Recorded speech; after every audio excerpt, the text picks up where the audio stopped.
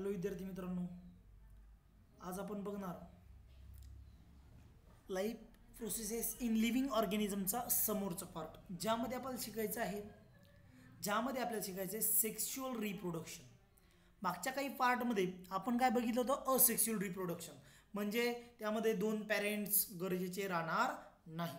पण आता जे सेक्शुअल रिप्रोडक्शन हा जो पार्ट शिकणार आपण, या पार्टमध्ये आपल्याला रिप्रोडक्शन करण्यासाठी दोन पॅरेंट म्हणजे त्याचा पार्टनर असणं गरजेचं असते. एक पार्टनर असणं त्याला गरजेचं असते, त्याला म्हणत असतो आपण सेक्शुअल रिप्रोडक्शन. तर चला आपण याला शिकू कसं आहे. तर sexual reproduction always occur with the help of germ cell. आता जर्म सेल म्हणजे काय, तर दोन प्रकारच्या जर्म सेल असतात. जर फिमेल जर्म सेल असेल तर त्या ओव्हा असतात, त्याला आता ओव्हा किंवा ओहम म्हटलं जातं. आणि जर मेल जर्म सेल असेल तर त्याला आपण काय म्हणत असतो, स्पर्म म्हणत असतो. काय म्हणणार असं आपण त्याला स्पर्म म्हणत असतो. Germ cell, male germ cell sperm and female germ cell ovum किंवा ओह त्याला म्हटलं जातं. Female gametes and male gamete are two germ cell. आता गॅमेट म्हणजे काय की जे 20 समजा तो जो डिप्लॉइड क्रोमोझोम नंबर आहे त्याच्यापासून मिओसिस होऊन हॅप्लॉइड क्रोमोझोम नंबर तयार होणं, त्याला म्हणत असतात गॅमेट फॉर्मेशन होणं. The two main processes occur in sexual reproduction. तर यामध्ये दोन अशा प्रोसेस इम्पॉर्टंट आहेत सेक्शुअल रिप्रोडक्शनमध्ये. पहिली असते गॅमेट फॉर्मेशन आणि सेकंड वन असते ती असते फर्टिलायझेशन. तर आपण सुरुवात करूया गॅमेट फॉर्मेशनपासून. तर आता गॅमेट फॉर्मेशन म्हणजे काय आपण इथं एक्सप्लेन करू. गॅमेट फॉर्मेशन, गॅमेट फॉर्मेशन, ठीक आहे. गॅमेट फॉर्मेशन, आता सपोज एक पर्सन आहे मेल, क्रोमोझोम नंबर किती असतो मेलचा म्हणजे ह्युमन बिंगचा 46, म्हणजे पेअर किती 23. आणि जे पेअर असतात त्याला काय म्हणतो आपण 2n म्हणतो का नाही, 2n किंवा डिप्लॉइड म्हणत असतो. 2n किंवा डिप्लॉइड म्हणत असतो. तर आता जे 46 आहे यामध्ये काय होईल, मिओसिस.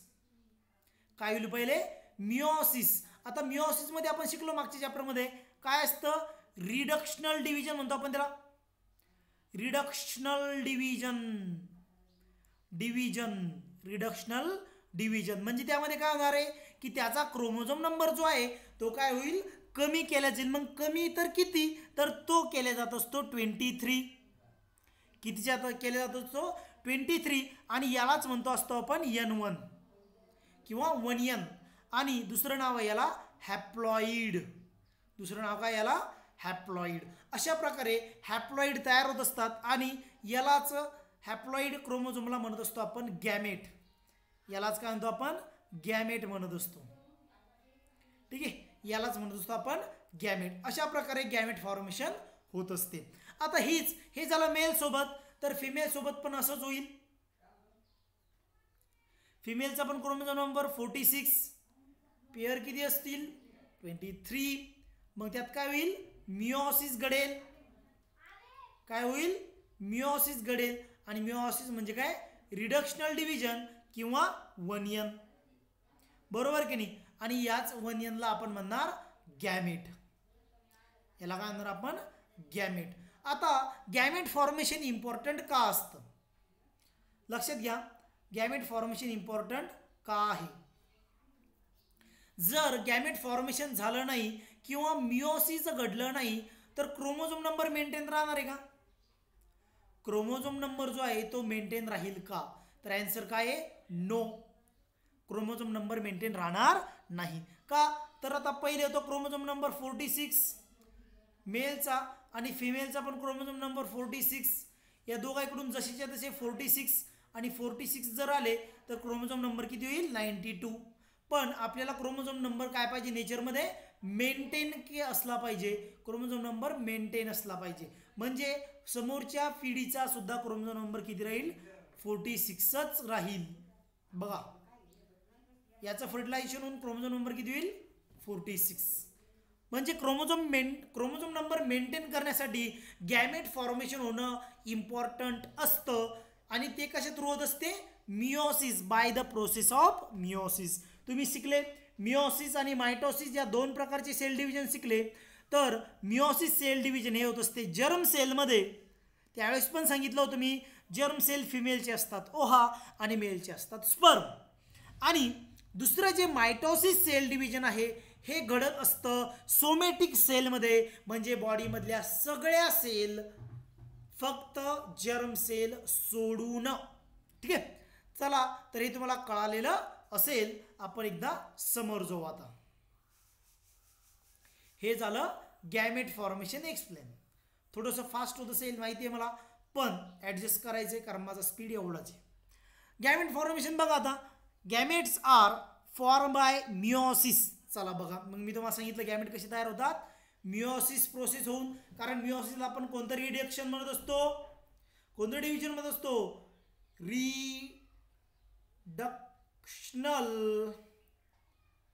Reductional sale division. काय म्हणतो आपण त्याला रिडक्शनल सेल डिव्हिजन. कारण त्यामध्ये क्रोमोझोम नंबर काय होतो रिड्यूस होतो हाफ होत असतो. In meiosis chromosome number reduce to half. आता ह्युमन बिंगचा क्रोमोझोम नंबर आहे 46 आणि मिओसिस झालं की तो किती बनेल हाफ म्हणजे 23 बनेल का नाही 23. ठीक आहे. म्हणून या गॅमेट फॉर्मेशन मध्ये मिओसिस घडणं इम्पॉर्टंट आहे हे तुम्हाला लक्षात ठेवायचंच आहे. ठीक आहे. आता बघू आपण फर्टिलायझेशन. आता काय बघू आपण फर्टिलायझेशन. चला तर आता आपल्या बोर्डकडे जाऊ पुन्हा. फर्टिलायझेशन मध्ये काय आहे बघू तर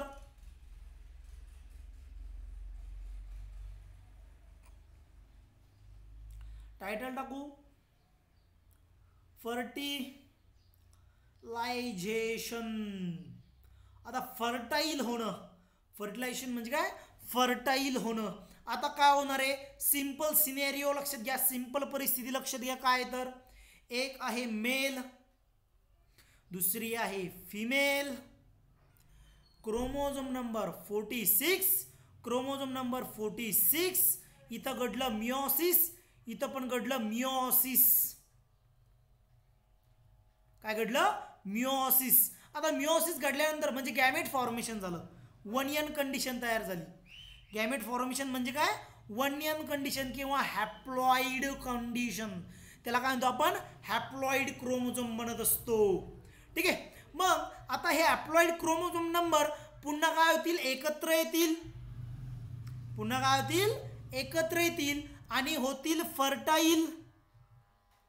काय होतील फर्टिलाइज किंवा फर्टाईल होतील. आता फर्टिलाइज याला आपण सरळ आपल्या भाषेत म्हणू कॉम्बिनेशन होणं. याला काय म्हणू आपण कॉम्बिनेशन होणं. फर्टिलायझेशन म्हणजे कॉम्बिनेशन होणं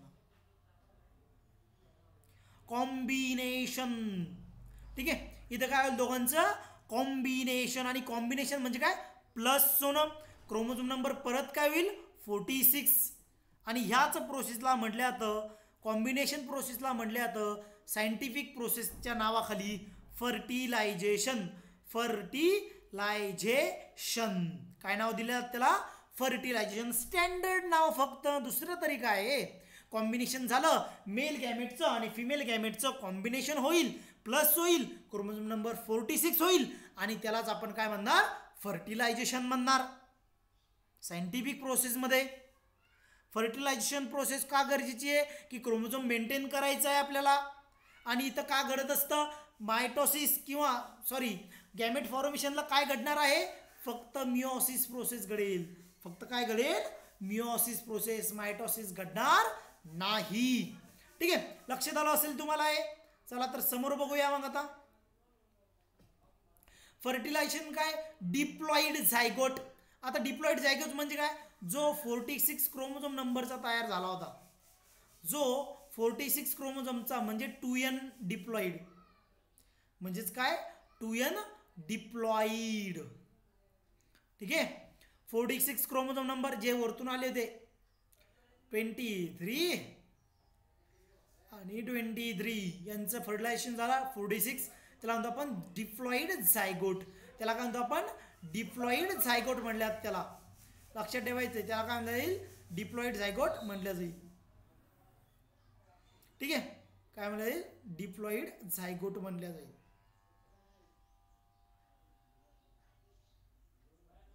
ठीक आहे डिप्लॉइड झायगोट. बघा तर मग आता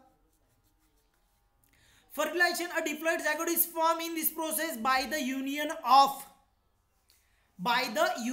हा शब्द महत्वाचा आहे. आता जो डिप्लॉइड झायगोट तयार झाला हा कोणाच्या कॉम्बिनेशनमुळे कोणाच्या युनियनमुळे तयार झाला haploid male and haploid female gamete. म्हणजे हॅप्लॉइड मेल गॅमेट आणि हॅप्लॉइड फिमेल गॅमेट ज्या वेळेस फर्टाईल होईल तेव्हा काय होईल डिप्लॉइड झायगोट तयार होईल. आता डिप्लॉइड झायगोट तयार झाला. आता काय झालं डिप्लॉइड झायगोट तयार झाला तर आता कोणती प्रोसेस होईल त्या ठिकाणी तर आता त्या ठिकाणी होत असते मायटोसिस. झायगोट तयार झाल्यानंतर एकदा का झायगोट तयार झाला की नंतर होईल मायटोसिस आणि त्या एम्ब्रियो मायटोसिस कोणाच होतं मग एम्ब्रियो मध्ये. मायटोसिस कोणामध्ये होईल एम्ब्रियोमध्ये आणि एम्ब्रियोचं cell division by the mitosis cell division होईल आणि एम्ब्रियोची साईज नंतर काय होईल इन्क्रीज व्हायला लागेल. कारण आता ते कोणत्या सेलमध्ये कन्वर्ट झालेलं आहे सोमॅटिक सेलमध्ये.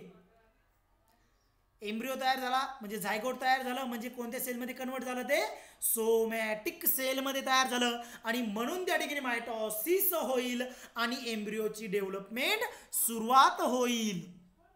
ठीक आहे चला तर आता समोर बघू मग काय दिलेलं आहे त्यांनी इथं. Two parent that is male parent and female parent. काय काय दोन पॅरेंट्स कोणते कोणते मेल पॅरेंट आणि female parent are involve in this type of reproduction.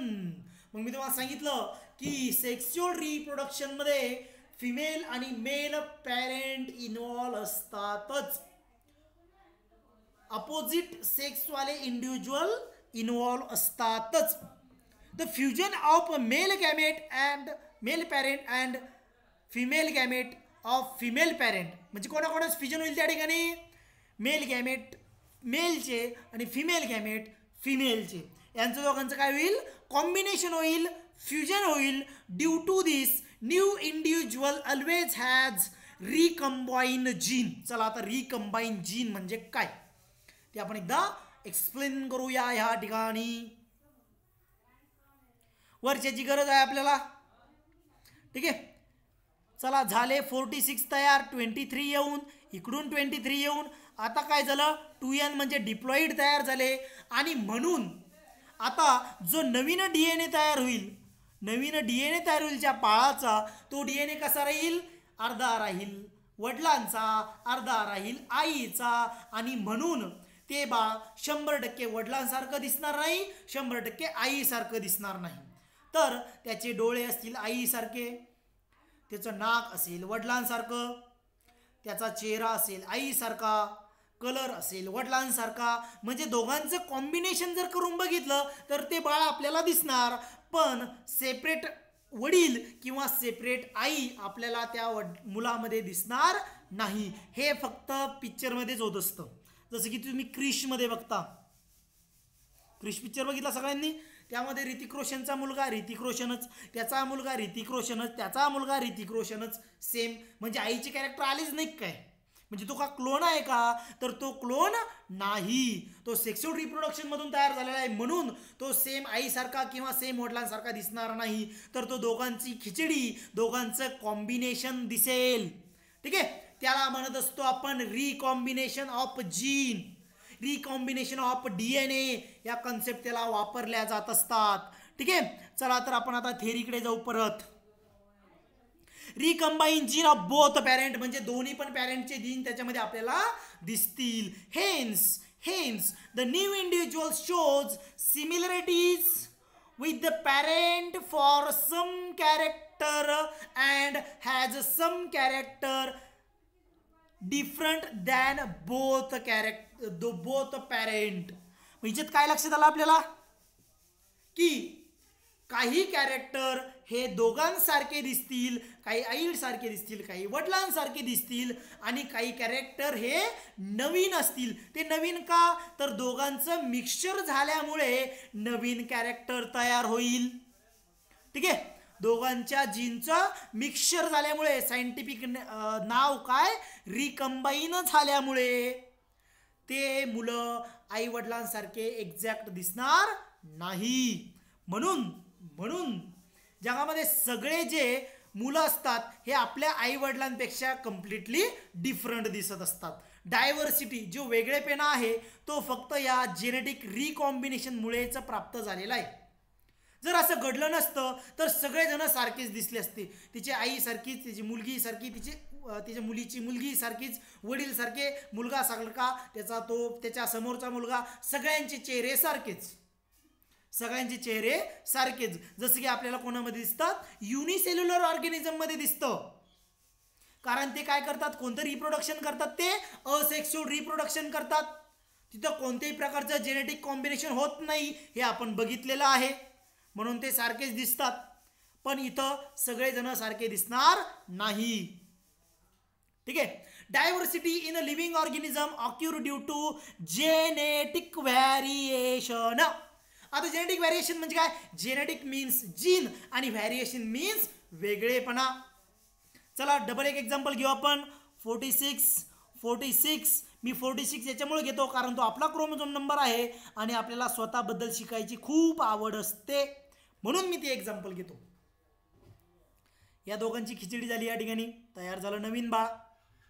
Genetic variation आलं.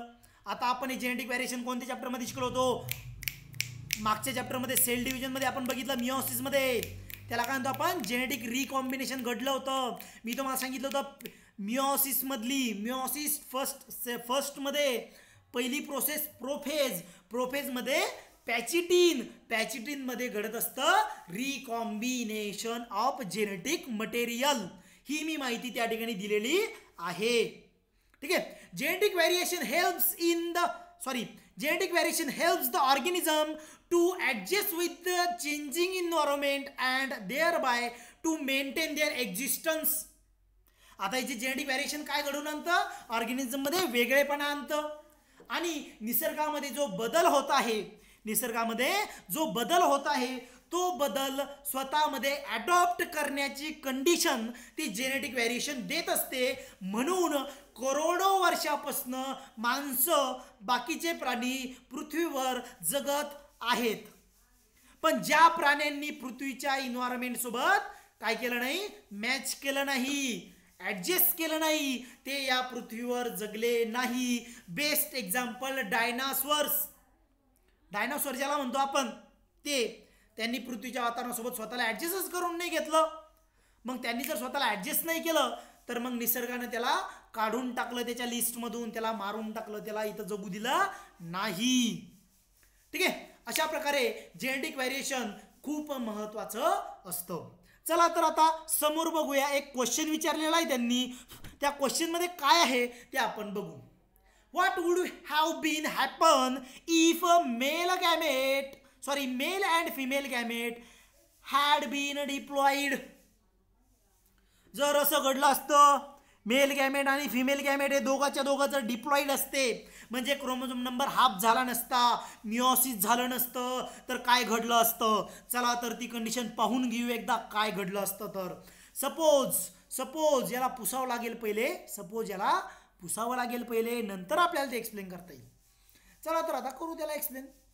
ही बया फिमेल, हिचा पण क्रोमोझोम नंबर 46, याचा पण बेट्याचा क्रोमोझोम नंबर 46, इकडून 46 आले, इकडून 46 आले, झाले 92. म्हणजे क्रोमोझोम नंबर मेंटेन केला गेला का, तर क्रोमोझोम नंबर मेंटेन केला गेला नाही.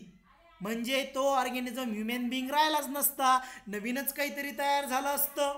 कारण क्रोमोझोम नंबर मेंटेन पाहिजेत आपल्याला जर ह्युमन बनायचंय तर.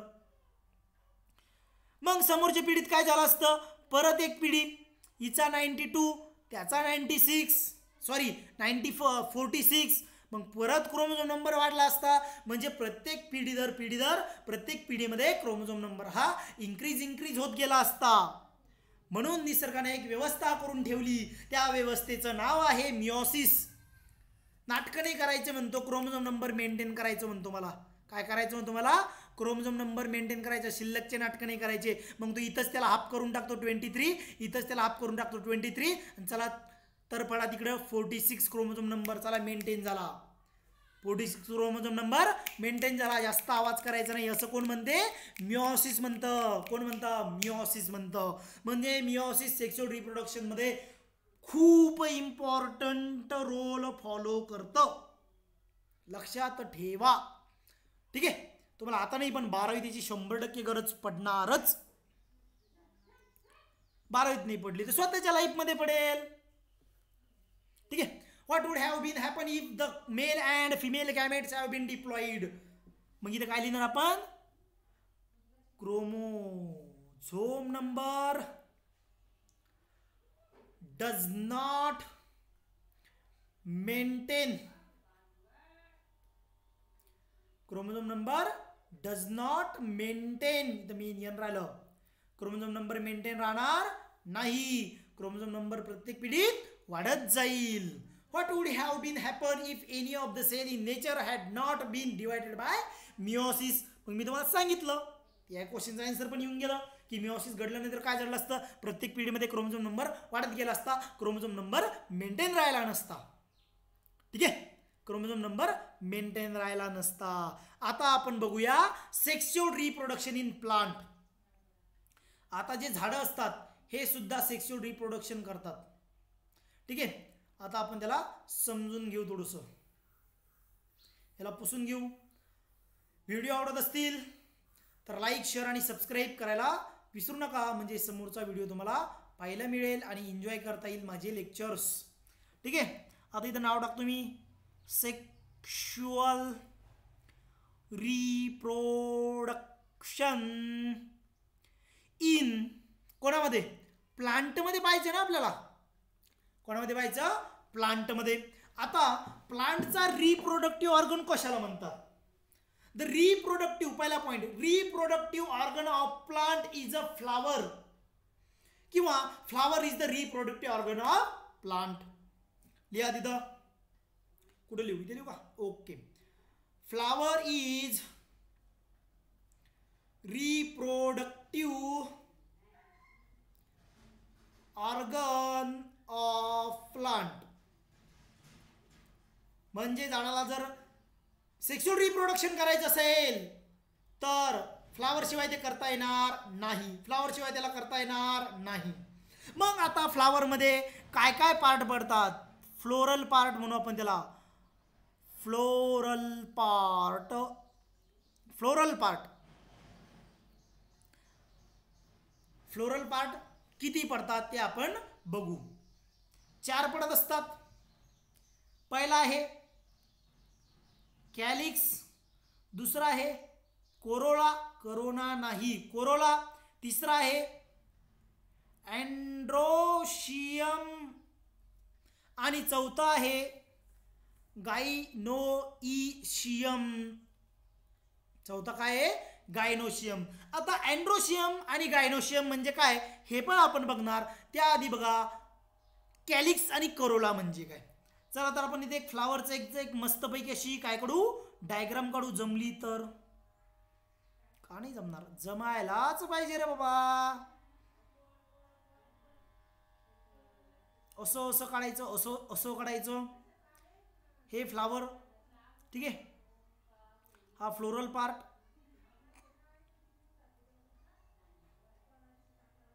ठीक आहे, एक एक पार्ट बघू आपण.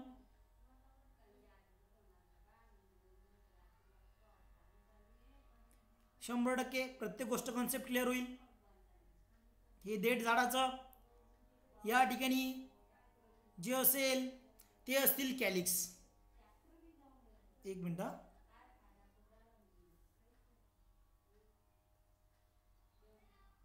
या ठिकाणी असतात कॅलिक्स. आता हा जो ग्रीन कलर मी याला देतो आहे हा आहे कॅलिक्स कलर.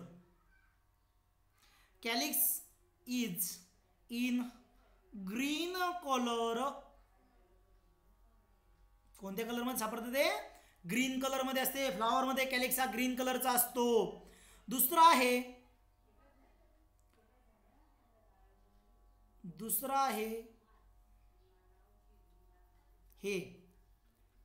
हे आहे कोरोला.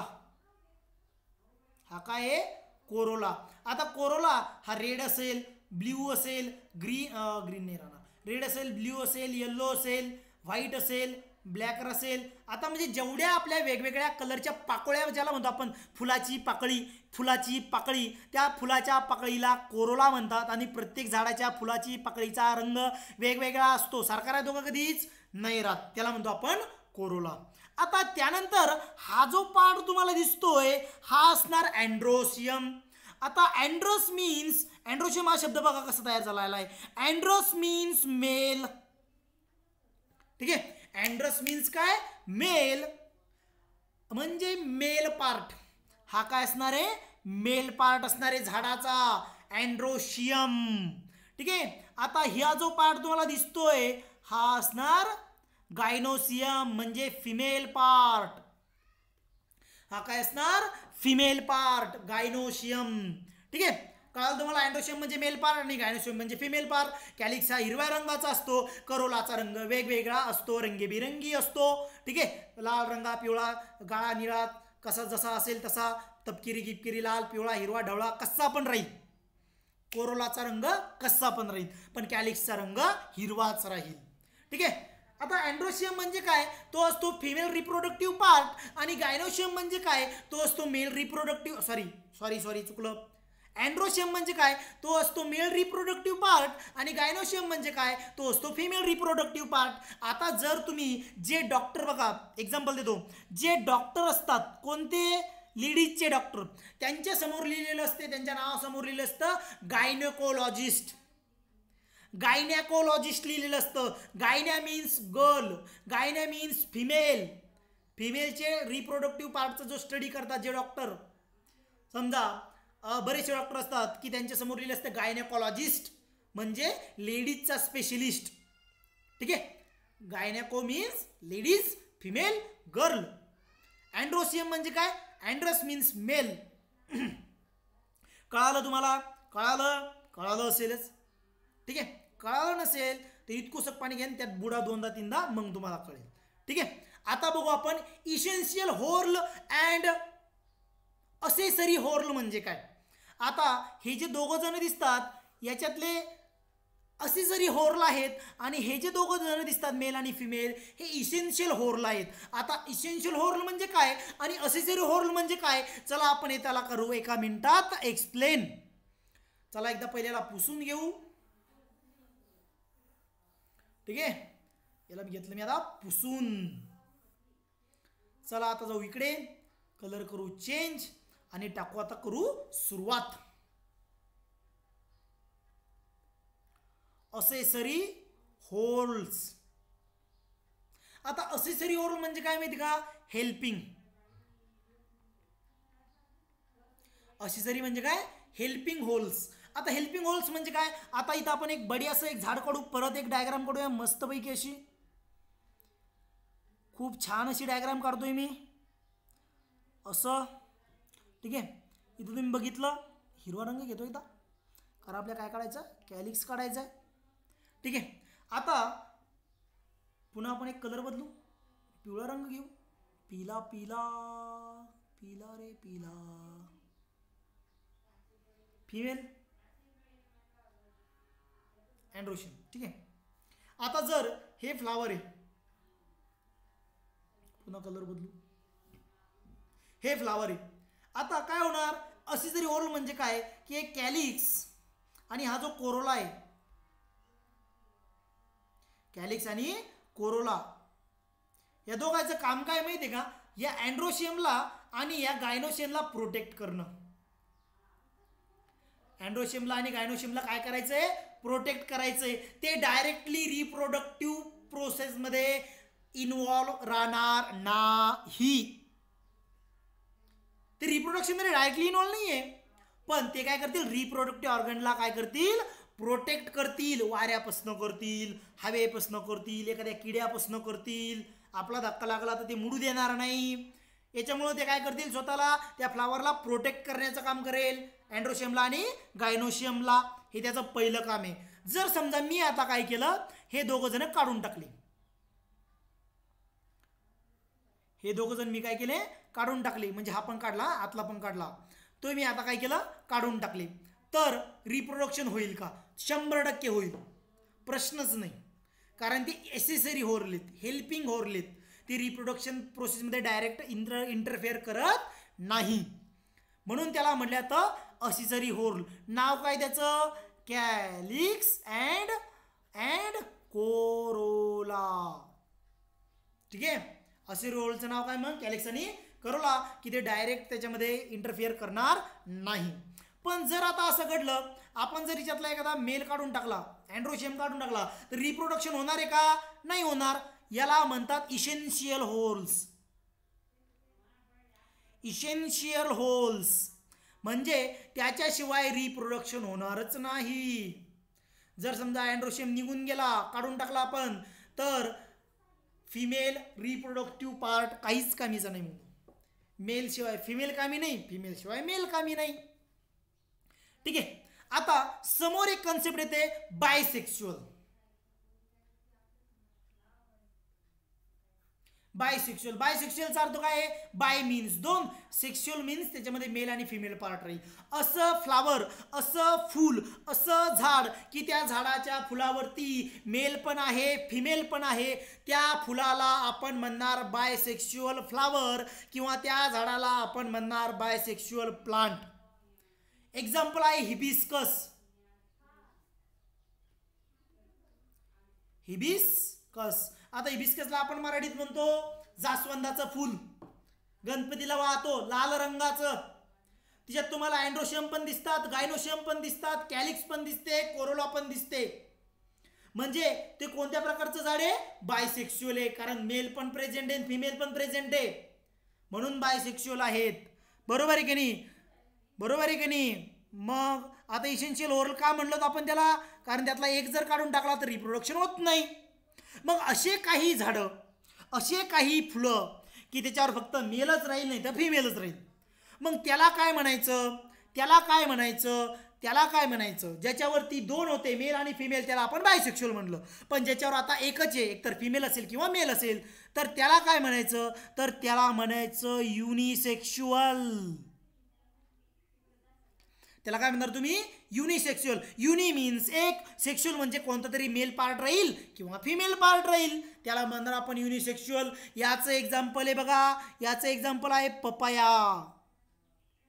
याचं एक्झाम्पल काय आहे? पपायाचं झाड. पपायाचं झाड असं आहे की त्याच्यावर एक तर मेल रिप्रोडक्टिव्ह पार्ट असेल किंवा फिमेल रिप्रोडक्टिव्ह पार्ट असेल. मी आणखी एक एक्झाम्पल देऊ शकतो, ते आहे कॉटन. म्हणजे काय म्हणतो आपण त्याला? कापूस. बऱ्याच आपल्या घरी, बऱ्याच शेतकऱ्यांच्या घरी कापसाची लागवड केली जाते, क्रॉसिंग केली जाते. क्रॉसिंग म्हणजे त्याला प्लॉट घेणं म्हणतात. मग तुम्ही घरी विचारून बघा, नर मादीचे फुलं, नर फुलं तोडा म्हणतात, मादीच्या फुलासोबत ती पावडर घासा म्हणतात. जी ती पावडर घासतात ना, जी ती पावडर घासतात ते असतात पोलन ग्रेन्स. ते काय असतात? Pollen grains. लक्षात ठेवा, काय म्हणणार त्याला तुम्ही? पोलन ग्रेन्स म्हणणार. एक विचारा तुम्ही घरी, जर तुम्ही आपण याचा प्लॉट घेतला, समजा कशाचा? कापसाचा प्लॉट घेतला, तर काय करावं लागते? तर ते काय म्हणतात? क्रॉसिंग करावी लागते. कारण मेल आणि फिमेल वेगवेगळ्या झाडांवर असतो. सिंपल आहे. आता डबल एक एक्झाम्पल जे की ऑब्झर्वेशन म्हणून आपल्याला लक्ष देऊ शकतं, ते म्हणजे एकटं पपायाचं झाड असलं तर ते कधीच फळं देत नाही. ठीक आहे. जर सिंगल एकटंच पपायाचं झाड आहे, समजा हे पपायाचं झाड आहे, एकटंच आहे, आसपास कुठंच पपाया नाही, तर याला फळं येत नाही. कारण एकतर तो अँड्रोशियम, एकतर तो मेल असू शकतो किंवा फिमेल असू शकतो. मग पपईचे एकापेक्षा जास्त झाडं आपल्याला लावावं लागतील. नाही तुम्ही काय करा, 100 झाडांना पपईचे आणि 100 1-1 किलोमीटर अंतरावर ठेवा. 100 ठिकाणी पपई नाही येणार त्यांना. जर त्यांच्या आसपास पपया आहे तरच पपई येणार. का? दुसरं झाड आहे तर. कारण त्यांना तिथं क्रॉसिंग झाली पाहिजेत. मेल सोबत फिमेलचं काय झालं पाहिजे? क्रॉस झालं पाहिजे, फर्टिलायझेशन झालं पाहिजे, क्रॉस पॉलिनेशन झालं पाहिजे, पॉलिनेशन झालं पाहिजे. आता पॉलिनेशन काय असते आपण पुढल्या याच्यात बघणारच आहोत. What is mean by pollination एकदम सिंपल डेफिनेशन आहे, रटायची गरज नाही, सिंपल आहे. Science is a logical subject. There is no logic, there is no science. Video आवडत असतील तर लाईक, शेअर आणि सबस्क्राईब करा. कमेंट करा, मला ते आवडतं. तुमच्या कमेंट ऐकून मला अशी एनर्जी येते शिकवायला. ठीक आहे, चला तर मग आपण बघलं काय काय पाहिलं आपण इथं. इसेन्शियल ओरल बघितले. इसेन्शियल ओरल कोणते? अँड्रोशियम आणि गायनोशियम. कारण त्या दोघांपैकी एक जर काढून टाकला तर रिप्रोडक्शन होणार नाही, झाडाला फळं येणार नाही. ॲक्सेसरी ओरल कोणते? ते फक्त झाडाची काय करतील, त्या फुलाची काय करतील, प्रोटेक्शन करतील. कॅलिक्स आणि कोरोला. मग सर ते आतून बाहेर की बाहेरून आत? आतून बाहेर की बाहेरून आत म्हणजे काय? त्याची नावं कशी लक्षात ठेवायची? Calyx, Corolla, androecium, gynoecium. बाहेरून आत हिरवा रंग कॅलिक्स, रंगीबिरंगी कोरोला, त्याच्यानंतर अँड्रोशियम, नंतर गायनोशियम. बाहेरून आत कॅलिक्स, कोरोला, अँड्रोशियम, गायनोशियम लक्षात ठेवायचं. याला कॅलिक्सला म्हणलं जातं सेपल्स, दुसरे नाव. याला म्हणलं जातं पेटल्स, दुसरं नाव. याला म्हणतं मेल, याला म्हणलं जातं फिमेल, दुसरं नाव. लक्षात ठेवा, विशेष नाही की कॅलिक्सला सेपल म्हणणार, कोरोला पेटल म्हणणार, अँड्रोशियमला मेल म्हणणार, गायनोशियमला फिमेल म्हणणार. ठीक आहे, अशा प्रकारे आपला हा पार्ट इथं संपतो. चला तर बघूया आपल्या कशावर थिअरीमध्ये जाऊन काय आहे. मला नाही वाटत आता थिअरी वाचायची गरज पडेल, पण तरी एकदा वाचून देऊ. रडायचं नाही, लढायचं आता. ठीक आहे, चला बघा. Flower is a structural unit of sexual reproduction in a plant. म्हणजे जर झाडाला सेक्शुअल रिप्रोडक्शन करायचं असेल तर फ्लावरची खूप इम्पॉर्टंट आहे त्याला, त्याशिवाय तो सेक्शुअल रिप्रोडक्शन करू शकत नाही. It consist of floral parts. पहिला कोणता आहे? कॅलिक्स, दुसरा कोरोला, तिसरा अँड्रोशियम, चौथा gynoecium. Arrange in a sequence from outside to inside. मग मी तुम्हाला सांगितलं बाहेरून आत, बाहेरून आत जायचंय. Androecium and gynoecium are essential oral. कारण जर आपण गायनोशियम काढून टाकला तर फ्लावर फर्टाईल होणार नाही, अँड्रोशियम काढून टाकला तर फर्टाईल होणार नाही. म्हणजे दोघं पण गरजेचे आहेत. आता ज्या झाडांमध्ये, चला एक सांगायचं राहिलं, कॅलिक्स, कोरोला, अँड्रोशियम आणि गायनोशियम, ज्या झाडांमध्ये चौघ असतात त्याला म्हणतात कंप्लीट फ्लावर. त्याला काय म्हणतात? Complete flower. आणि जर एखाद्या झाडामध्ये अँड्रोशियम नसेल तर इनकम्प्लीट, किंवा गायनोशियम नसेल तर इनकम्प्लीट, दोघांपैकी एक नसेल तर इनकम्प्लीट फ्लावर त्याला म्हटलं जातं essential whorl. Because they perform the function of reproduction. Whereas, कारण ते दोघंच रिप्रोडक्शन करतात ना रे भाऊ. Whereas calyx and corolla are called as accessory whorls. मग मी तुम्हाला सांगितलं कॅलिक्स काढा किंवा कोरोला काढा, काही रिप्रोडक्शनवर परिणाम पडत नाही. सिंपल आहे. Because they are responsible for protection of inner holes. हे पण सांगितलं की ते आतल्या भागाचं फक्त काय करतात? प्रोटेक्शन करतील. जास्त विषय नाही आहे तिथं. Members of calyx are called sepals. हे पण सांगितलं तुम्हाला, आपण कॅलिक्सला दुसरं नाव सेपल्स आहे म्हणून. आणि दे आर ग्रीन कलर. हे पण सांगितलं, ते हिरव्या रंगाचे असतात. Members are corolla are called petals. हेही सांगितलं की ते कोरोला ज्याला असतील ते पेटल असतील, ज्याला आपण पाकळ्या म्हणतो, आणि ते वेगवेगळ्या रंगाच्या असू शकतात. And they are vigorously colour. खूप सारे लाल रंग, हिरवा, पिवळा, काळा, निळा, ढवळा कोणताही असू शकतो. चला तर खाली बघा. आता ही डायग्राम मी काढली होती, एवढी सुंदर नव्हती जमली, पण जमली होती. बघा, सगळ्यात बाईल काय आहे? कॅलिथ. सगळ्यात बाईल काय आहे? कॅलिथ. त्यानंतर कोण आहे? नंतर कोण आहे? कोलोला. नंतर कोण आहे? कोरोला म्हणजे पेटल्स. त्यानंतर कोण आहे? अँड्रोशियम. बघा इथं हा बसला इथं. अँड्रोशियम म्हणजे काय? अँड्रोस ज्याला म्हणतो आपण, मेल फ्लावरला पार्ट. त्यानंतर ओहरी, फिमेल फ्लावर पार्ट. बघा इथं stigma, style and Ohri. Gynoecium म्हणतो आपण त्याला. अँड्रोशियम मध्ये काय काय असतं सांगू का? डिटेल सांगू का जरा? त्यात काय असतं बघा. फिलामेंट असतात, फिलामेंट, ट्यूब, अँथर. अँथरच्या आतमध्ये पोलन ग्रेन, अँथरच्या अंतर पोलन सॅक, पोलन ग्रेन, खूप सारं, डायथिकस, टेट्राथिकस, मोनोथिकस, हे खूप सारे नावं त्याचे. एवढी काही गरज नाही, जेवढं दिसतंय तेवढं पहा. 11वी 12वी तुम्हाला परत शिकायचं जे. ठीक आहे, जर सायन्स घेतलं तर. ठीक आहे, आता बघा तुम्ही बघितलं, बाहेर कॅलिक्स होता, त्याच्यानंतर कोरोला होता, त्यानंतर अँथर होता, आणि नंतर सगळ्यात आतमध्ये कोण आहे? बघा इथं बाहेर कॅलिक्स, नंतर कोरोला, नंतर अँड्रोशियम, नंतर गायनोशियम. ठीक आहे. आता बघा फिमेल पार्ट, हा फिमेल पार्ट आहे. म्हणजे याच्यावरती काय होतील, हे जे पोलन ग्रेन आहेत असे उडून जातील, तिथं बसतील, फर्टिलायझेशन करतील, फळ तयार होईल. बघा हे उडायसारखं आहे, याच्यामध्ये आहे की नाही उडायसारखं. याला जर आपण असं हातावर जोडलं, त्याची पावडर आपल्या हाताला लागते, त्याला आपण पोलन ग्रेन्स म्हणत असतो. चला तर आता बायसेक्शुअल आणि युनिसेक्शुअल बघू. काय तर a flower is called as bisexual if both whorls androecium gynoecium are present in the same flower. जर एकाच फ्लावरमध्ये अँड्रोशियम आणि गायनोशियम प्रेझेंट असेल तर त्याला आपण बायसेक्शुअल म्हणतो. बाय मीन्स दोन आणि सेक्शुअल म्हणजे सेक्शुअल पार्ट. एक्झाम्पल दिलं मी हिबिस्कस, त्याला मराठीत आपण जास्वंद म्हणतो. A flower called as unisexual if one of the ॲडव्हेंशन two whorls is present in the flower. म्हणजे एक तर अँड्रोशियम प्रेझेंट असेल किंवा गायनोशियम प्रेझेंट असेल, म्हणजे मेल पार्ट असेल किंवा फिमेल पार्ट असेल. त्याला मी एक्झाम्पल दिलं तुम्हाला पपया. दुसरं एक्झाम्पल दिलं कॉटन, म्हणजे त्याला आपण कापूस म्हणतो. अशा प्रकारे आपण इथे थांबूया. बाकीचं जे आहे कसं प्रकारे फर्टाईल होतं ते आपण नेक्स्ट पिरियडमध्ये बघू. Thank you very much.